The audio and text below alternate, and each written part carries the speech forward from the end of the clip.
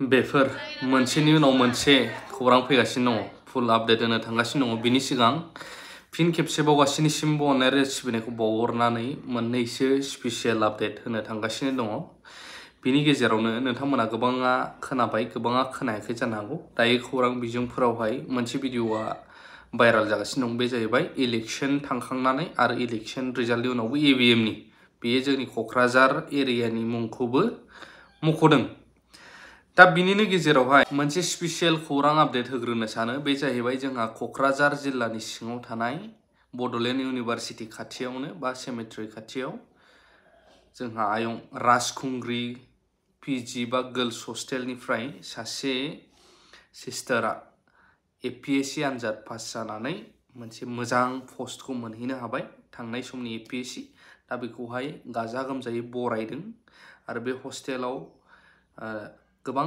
मोजां फेसिलिटिबो दङ थानोबा हिन्जावफोरनि थाखाय अनलि फर गर्ल्स जायफ्रा इउनिभारसिटि फरायफैयो CNNआव फरायफैयो निस्सय CITआव फरायफैनाय थाफैनो स्कप मोनगोन कन्टेक्टबो खालामनो हागोन नोंथांमोना थ' बे भिडिअखौ होग्रोनो सानो दिनैहाय रंजाथाव सान मानोना जोंनि बे राजखुंग्रि हस्टेलाव दिनैसिमबो सासेबो APSC फरिखायाव जिरायनानै उथ्रिसार जानो हायाखैमोन नाथाय थांनाय 20-22 बोसोरनि आनजाद होनायाव सासे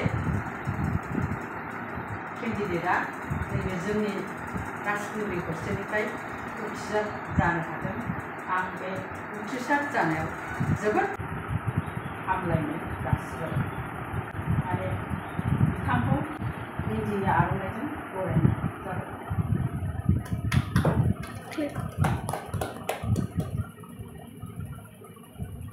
आरो बिथांनिनो लोगोआव फैफादों गार्जेन हिसाबै बा बिथांनिनो बिफा लकित चन्द्र मुसाहारिनोखौबो नैबे गांसे आर'नाइजों बरायनो आखायाव लाबाय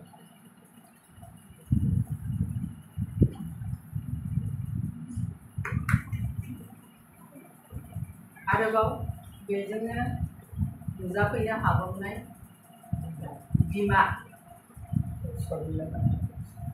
असे बिमा शर्मिला देउरिखौबो लोगोसे गांसे आर'नाइजों बरायनाय जाबाय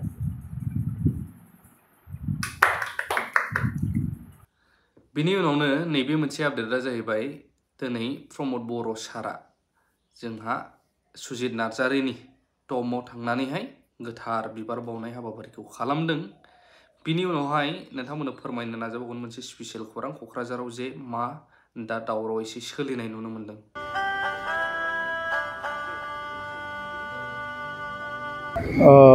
बर' माहारिनि आलादा रायजो सोरजिनायनि जि मुभमेन्ट बिनि गिबि मुंख्लं सुजित नार्जारि बिथांनि थैनाय सानखौ 12 जुनाव बोसोरफ्रामबो फालियो आरो देग्लायबो दुलाराय बर' फरायसा आफादा जोबोद गाजा गोमजायै फालिनो लादों जोङो सासे बर' माहारिनि बर' फिसा हिसाबै आरो बर' माहारिखौ बयबो जोङो मोजां मोनो बर' माहारिखौ बुहुमाव गावनि सिनायथि गावनि थामोनथा गावनि राव थुनलाइ हारिमु लानानै थांना थानायखौ जों बयबो हास्थायो आरो बिनिखायनो जे दिनै जोंनि जे मुंख्लं बिथांखौ जोङो मान होयो आरो बिथांनि सोरगोआरि जिउ सोलेरा जाहाथे अराय सोरगोआव आलो गोजोनै थायो बिनि थाखाय जों आर'ज गाबो मुंख्लं सुजित नार्जारिजों लोगोसे बै समाव जि 6 बोसोरनि सोमावसारनाय बेवहाय गासै 1135 जोंनि आगोमा बर' फिसाफ्रा जिउ गारनो गोनां जादोंमोन दा बिथांमोनखौबो जोङो दिनैनि सानावनो आर'ज गाबो बिथांमोनाबो जाहाथे सोरगोआव आलो गोजोनै थानो हायो ভয়ংকৰ তথ্য অসমৰ EVMৰ তথ্যক লৈ ইতিমধ্যে সৰব চৰ্চা চলি থকাৰ মাজতে সিদিনা কৰিমগঞ্জ লোকসভা সমষ্টিৰ ভোট গণনাত ব্যাপক খেলিমেলিৰ কথা পোহৰলৈ অহাৰ পাছতে আকৌ এটা সমষ্টি কোকৰাঝাৰত ওলাই পৰিছে এক নতুন তথ্য জনা আছো বিতং তথ্য গ্ৰাফিক্স প্লেটৰ জৰিয়তে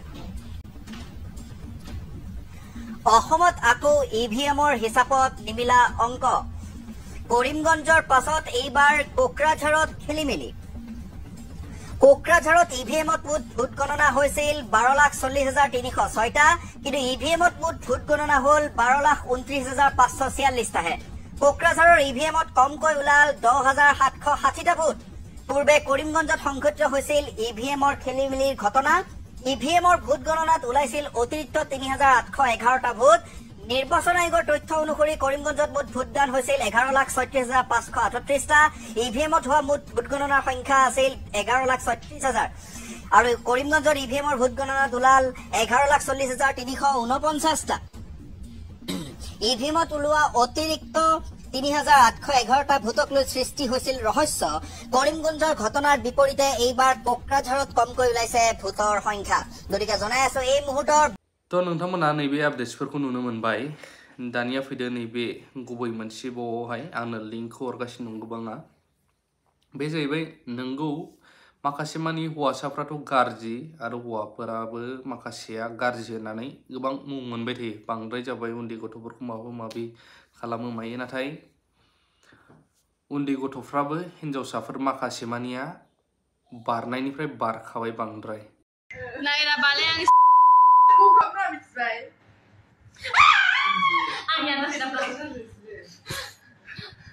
my god. Oh my god. Oh my god.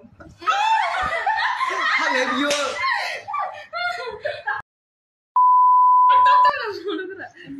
Nee.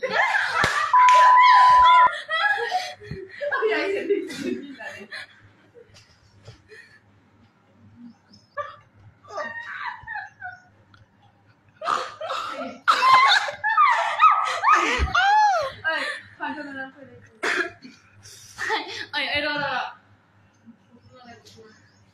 Iko, hindi ka lang. Aisha. Alicia.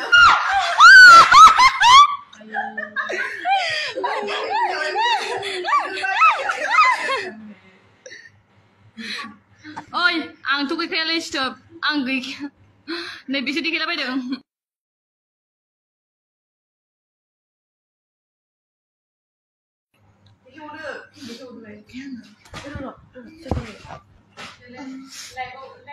Ayo, like 17. Gas ko lang hurdog. Nay na ba long thong nay.